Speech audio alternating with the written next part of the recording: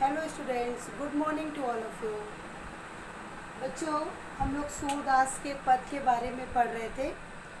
भाग 1 के वीडियो में मैंने आपको पहले और दूसरे पद के बारे में बताया था। आज हम लोग तीसरे पद के बारे में देखेंगे। तीसरे पद में बच्चों, गोपियों ने श्री कृष्ण जी के प्रति अपने एकनिष्ठ प्रेम को दर्शाते हुए कहा है, हमारे हारिल की लकड़ी। हारिल बच्चों, हारिल एक पक्षी का नाम है। हारिल पक्षी जो अपने पैर के पंजों में एक लकड़ी का टुकड़ा दबा के रखता है और वो आकाश में जब उड़ता है तब भी अपने पैर के पंजों में उस लकड़ी के टुकड़े को दबाया रहता है। वह उस लकड़ी को अपने जीवन का आधार मानता है। तो जिस तरह से बच्चों हारिल पक्षी उस लकड़ी के टुकड़े को अपने जीवन का आधार मानता है, ठीक उसी तरह से गोपियाँ श्री कृष्ण जी को अपने जीवन का आधार मानती हैं। उन्होंने कहा कि उनके बगैर जीवन यापन कर पाना हम लोगों के लिए संभव नहीं है। हमारे लिए श्री कृष्ण जी बहुत महत्वपूर्ण है। जिस तरह से हारिल पक्षी उस लकड़ी के टुकड़े को अपना जीवन का आधार मानता है, ठीक उसी तरह से श्री कृष्ण जी हमारे जीवन के आधार हैं। मन क्रम वचन नंद नंदन उर मतलब हृदय। हम गोपियों ने मन से, क्रम से यानी मन से बहुत ही दृढ़ता के साथ उसी नंद के पुत्र अर्थात श्री कृष्ण जी को अपने हृदय में बांध करके पकड़ करके रखा है। यह दृढ़ कर जकरी, बहुत दृढ़ता के साथ उनको हम गोपियों ने पकड़ रखा है। कैसे? नंद के पुत्र अर्थात श्री कृष्ण जी। सुन जागत सोवत, जागत जागते हुए, सोवत सोते, स्वप्न स्वप्न में, दिवस निस यानी जागते सोते स्वप्न दिन रात हम गोपियों को केवल श्री कृष्ण जी ही दिखाई देते हैं। कान कान जकरी, हम लोग उन्हीं कान्हा के नाम को रटते रहते अर्थात श्री कृष्ण जी के नाम की ही माला जपते रहते हैं। सुनत जोग लागत है ऐसो, जोग मतलब योग संदेश की बातें। गोपियों ने जो उद्धव श्री कृष्ण द्वारा भेजे गए योग का संदेशा गोपियों को सुना रहे थे। गोपियाँ कहती हैं वो योग संदेश की बातें हमें ऐसी लगती हैं ज्यों करुई ककड़ी, जैसे कड़वी ककड़ी। तो गोपियों ने क्या कहा बच्चों कि योग संदेश की बातें हमें कड़वी ककड़ी के समान लगती हैं। कड़वी ककड़ी जो खाने में बिल्कुल भी अच्छा नहीं लगता, ठीक उसी तरह से ये जो योग का संदेशा हमारे लिए श्री कृष्ण जी भिजवाए हैं, ये हमें कड़वी ककड़ी की भांति अरुचिकर लग रहा है। सूतो व्याधि हमको ले आए, व्याधि मतलब रोग।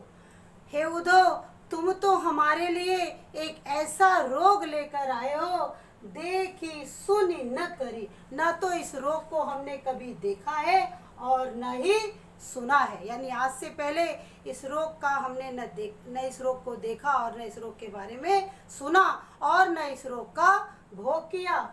यह तो सूर तिनहि लय सौंपो, हे सूरदास जी। गोपियाँ कहती हैं ये योग संदेश रूपी बातें ले जाओ, तिनहि मतलब ऐसे व्यक्तियों को सौंप दो जिनके मन चक्री, चक्री मतलब चंचल, जिसका मन चक्री की भांति चंचल और अस्थिर है। ये योग संदेश रूपी बातें ले जाओ और ऐसे व्यक्तियों को दे दो।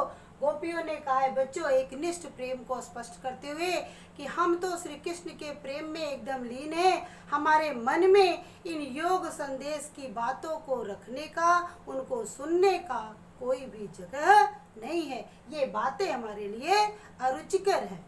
अगले पद में बच्चों, हरि है राजनीति पढ़ आए। श्री कृष्ण जी के बारे में गोपियाँ कहती हैं, क्योंकि वो कह के गए थे हम आ जाएंगे, एक निश्चित समय के बाद नहीं आते हैं। गोपियाँ श्री कृष्ण जी के लिए कहती हैं हरि है, हरि मतलब भगवान अर्थात श्री कृष्ण जी। राजनीति पढ़ आए।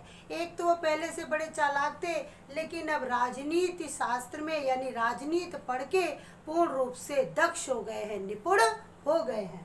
समुझी बात कहत मधुकर के, गोपियां आपस में वार्तालाप कहती हैं कि ये मधुकर की जो बातें हैं इनको सुनती जाओ, समाचार सब पाए। क्या इनकी बातों को सुनने से एक भी समाचार श्री कृष्ण जी का प्राप्त हुआ, यानी श्री कृष्ण जी के बारे में क्या इनकी योग संदेश की बातों में श्री कृष्ण जी की भी कोई बातें उसमें हैं, उनका भी हाल चाल उसमें दर्शाया गया है या नहीं। यानी हम गोपियां क्यों इस बात को सुने, इसमें तो उनका कोई समाचार ही नहीं है। एक अति चतुर होते पहले ही, एक तो वो पहले से ही बहुत चालाक थे। कौन? श्री कृष्ण जी।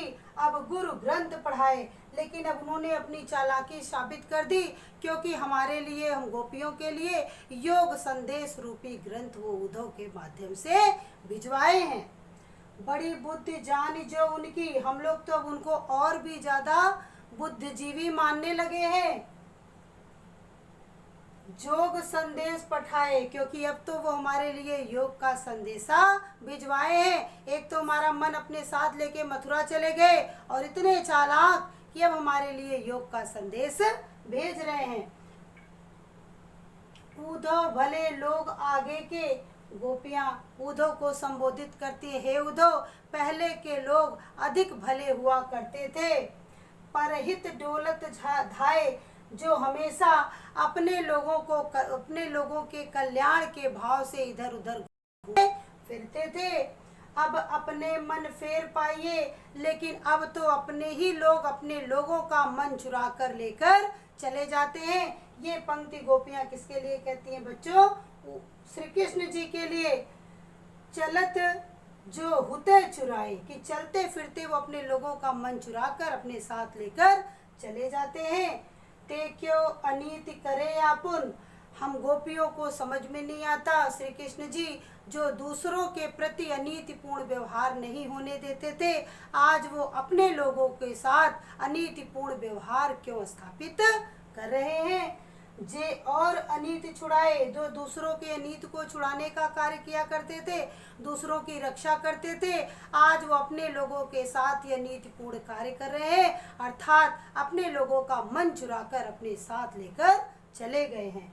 राजधर्म तो यह सूरदास जी को संबोधित करते हुए गोपियां कहती हैं, हे सूरदास जी, एक राजा का धर्म तो यही है जो प्रजा न जाहि सताए, जो किसी भी दशा में अपनी प्रजा को न सताए, अर्थात विकट से विकट परिस्थिति में भी हमेशा अपनी प्रजा के कल्याण के बारे में सोचे।